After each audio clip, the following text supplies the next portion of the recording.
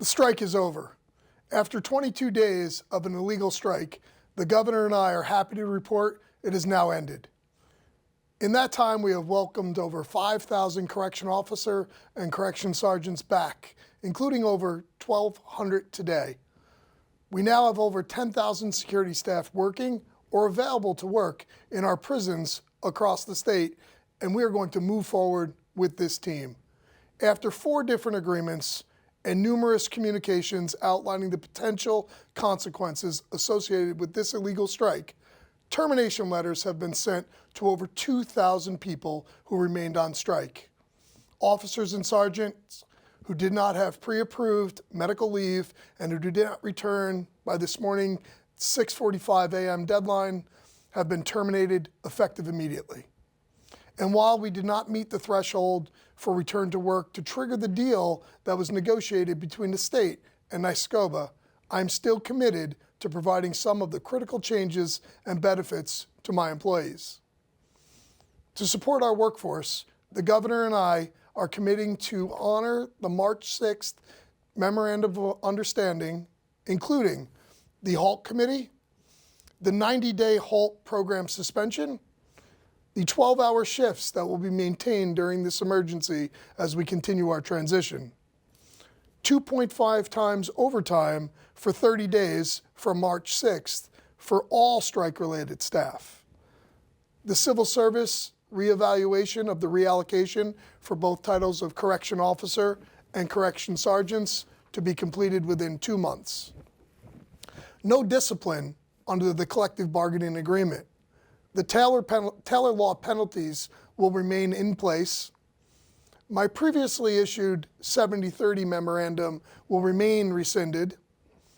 We will pursue legal mail scanning to ensure that we can cut off contraband coming into the system and make for a safer work environment for both the staff, volunteers, as well as the incarcerated. The National Guard will remain in place in a support position under the governor's direction. And the health insurance reinstatement will occur immediately upon the staff's return to work this morning. And to support our workforce moving forward, we're going to go even further. We will allow employees to purchase health insurance covering the full state share and employee share to the first day of the AWOL when the health insurance was terminated. We will continue to pursue the Committee on Plot Plan Efficiency, and we will maintain the referral bonus moving forward so we can continue our aggressive recruitment campaign. It's time to recover, rebuild, and recruit. I want to thank the staff that have worked hard every day of this strike. Your being there was critical through this challenging 22 days. I thank the 5,000 security staff that have returned to work. I want to thank the executive teams, both in central office and across the state, our Office of Special Investigations, and our community supervision staff, and all of our other state partners. I must recognize the over 6,000 National Guard members and thank them for assistance in operating the state's correctional facilities. And I want to thank the governor for her leadership and support throughout this very difficult time. I want to talk directly to my employees. I want you to know that I heard you. Your safety, your family, your work-life balance are important to me. And I'm committed to continue to listen to your voices as we move forward. It is time to turn the page. We'll start with a high-energy recruitment campaign, moving forward with a clear focus on stabilizing and resuming operations while ensuring safety and security in our facilities. At the same time, we're launching an aggressive recruitment and rebuilding campaign aimed at restructuring and strengthening docks. We are committed to building a dedicated, resilient workforce and attracting the next generation of correctional leaders. We will work to ensure the new department will be safer and more effective for everyone involved. I look forward to working with you on all of the challenge that we face in the coming days, weeks, months, and years ahead. Thank you.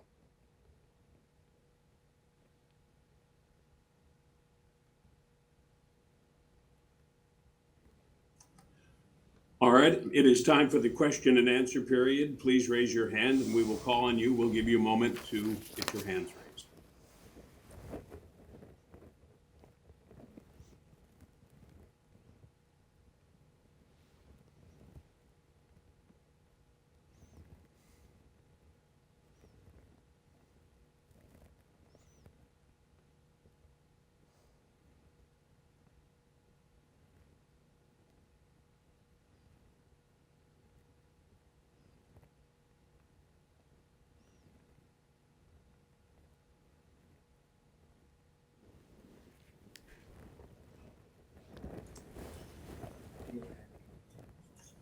All right, our first question comes from Brendan Lyons, the Times Union. Hi, good afternoon. I was wondering, Commissioner, what do you estimate are your staffing levels today? I know you still have a third shift to come, but in comparison to, say, February 16th or a similar day before the strike, and does the 2,000 terminations that you're going to pursue, or more than 2,000, does that represent all of the officers believed to be striking, or is that just a select group? Yeah, so moving forward today, we have approximately 10,000 correction officer and correction sergeants that are currently available and are working inside of our correctional facility. The 2,000 plus individuals that were terminated today represents those individuals that were still striking at the 6:45 a.m. deadline today when they had to report to their facilities. Okay, our next question comes from Rob Gavin in the Buffalo News. Hi, commissioners. I just wanted to be sure, did you say that the 85% that was required for the agreement to go through, did the state not meet that? Yeah, so as I previously mentioned, the 85% trigger to enact the memorandum of agreement between the state and NYSCOBA was not met today. However, recognizing we want to support our workforce in rebuilding and moving forward, the governor and I have both committed to enacting a number of those revisions that were in my March 6th memorandum of agreement, as well as components that came from the agreement with NYSCOBA. Our next question comes from Sarah Taddeo in Gannett. Yes, hi, Commissioner. So the 85% threshold was not met. Can you tell us percentage-wise what you have back of your full pre-strike workforce at this point? It's a lower percentage than the 85, so it's about 10,000 employees, as I mentioned, out of the almost 13,500 that were working prior to the day of the strike.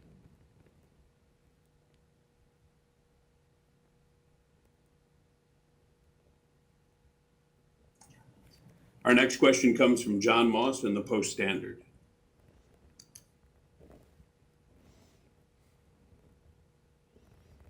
Hi, just real quick, do you mind walking through, I mean, you're saying you lost thousands of employees today. Are you able to walk through, for the employees who are still there, the impact of that? Yeah, so today we terminated 2,000 plus employees that remained on strike. So we will maintain our prisons utilizing 12-hour shifts to ensure that people aren't working 24-hour shifts and begin to slowly reopen and get back to a new normal. And the National Guard will remain in place in a support posture to ensure that we're not running 24-hour shifts so our staff can have the necessary work-life balance. All right, and our last question comes from Dylan Murillo, WIVB. Hi, Commissioners. So you mentioned a few things from the March 6th statements here was left out. What was left out and not included, since the 85% didn't get up to there? And also, with court hearings tomorrow, will you guys be continuing strikers still face legal penalties here? Yes, sir. In terms of the March 6th agreement, that was the memorandum of agreement that I had issued, not the agreement between the state and the union. They are available on our website, so you can do a side-by-side comparison of what was included, as well as the components that were lifted from the latest agreement. In terms of the court proceedings, the Attorney General will be proceeding with those individuals named, but I would refer any questions relative to that to the Attorney General.